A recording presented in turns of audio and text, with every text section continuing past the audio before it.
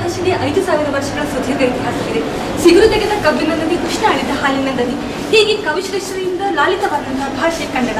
ಕನ್ನಡಕ್ಕೆ ಕೈತನದ ಕಂಪಿದೆ, ಮಾಧುರ್ಯದ ಸ್ಪರ್ಶವಿದೆ, ಲಾಲಿತ್ಯದ ಸೊಗಸಿದೆ. ಸಾಹಿತ್ಯ ಕ್ಷೇತ್ರದಲ್ಲಿ ಅತಿ ಶ್ರೇಷ್ಠ ಪುರಸ್ಕಾರವಾದಂತಹ ಜ್ಞಾನಪೀಠ ಪುರಸ್ಕಾರವನ್ನು 8 ಬಾರಿ ಗಳಿಸಿದ ಕೀರ್ತಿ ಕನ್ನಡದ್ದು. ಇಂತಹ ಅಪೂರ್ವ ಇತಿಹಾಸವನ್ನು ಹೊಂದಿದ ಕನ್ನಡ ಭಾಷೆ ತನ್ನವರದಲ್ಲಿ ಅವಗಣನೆಗೆ ಗುರಿಯಾಗುತ್ತಿದೆಯೇ? ಹೌದು, ಯೋಚಿಸಬೇಕಾದಂತಹ ಸಮಯ ಬಂದಿದೆ. ಮಹಾಕವಿ ರತ್ನಾಕರವರ್ಣಿಯ ತವರೂರಾದ ಮೂಡುಬಿದಿರೆ ಕನ್ನಡವನ್ನು ಪೂರ್ತಿಯಾಗಿ ನಿರ್ಲಕ್ಷಿಸಿದಂತಿದೆ.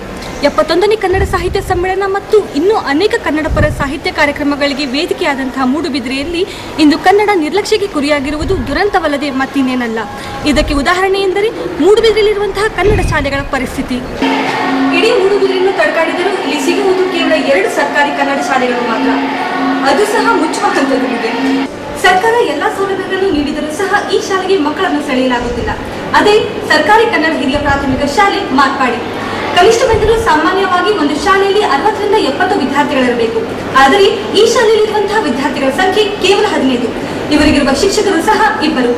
ಈ ವಿಷಯದ ಬಗ್ಗೆ ನೀವು ಹೆಚ್ಚಾಗಿ ತಿಳಿದುಕೊಳ್ಳಬೇಕೆ? ಹಾಗೆಯೇ ನೋಡಿ ಈ ಸ್ಪೆಷಲ್ ಸ್ಟೋರಿ.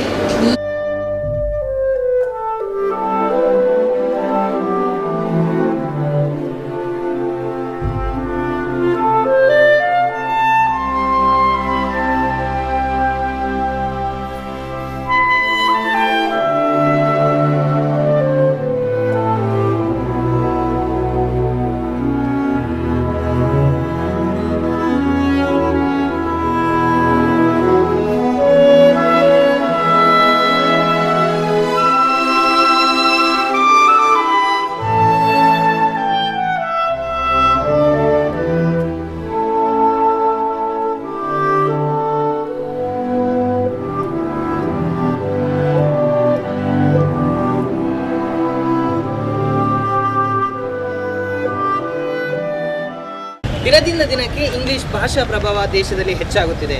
ಇದಕ್ಕೆ ಮೂಡುಬಿದಿರೆ ಏನು ಹೊರತಾಗಿಲ್ಲ.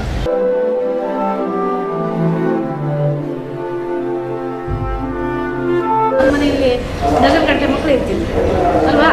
ಈಗ ಒಂದು ತಪ್ಪಿದ್ರೆ ಬಿಟ್ಟರೆ ಮಕ್ಕಳಿಲ್ಲ.